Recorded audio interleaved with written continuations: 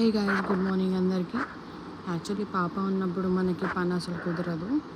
So దొరికిన టైంలోనే పాపని మార్నింగ్ పడుకోబెట్టేసి ఇంకా బెడ్ అంతా రెడీ చేయాలి. పడుకోబెట్టేసి అంటే అమ్మమ్మ దగ్గర పడుకోబెట్టినాను.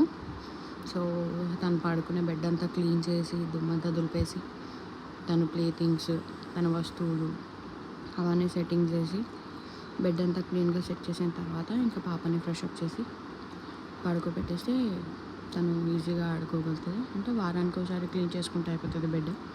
చాలామంది టైం ఉన్న వాళ్ళు 2 days 3 daysకి ఒకసారి చేస్తారు. సో నాకు పాపతో కుదరదు కాబట్టి నేను weekly once Saturday or Sunday రోజు మొత్తం బెడ్ అంతా క్లీన్ చేసి తన డైపర్స్ కానీ తన ఆయిల్స్, పౌడర్స్ అవన్నీ సెట్ చేసి పెడతాను. సో తను ఆడుకోవడానికి అక్కడిక్కడ దొరలడానికి ప్లేస్ అనేది సఫిషియెంట్గా ఉంటుంది. సో ఇలా మీరు నాలాగా ఎంతమంది ఎన్ని డేస్కి ఒకసారి బెడ్ అనేది క్లీన్ చేస్తూ ఉంటారు? ఫైనల్గా ఇలా ఉంది బెడ్ పాపది.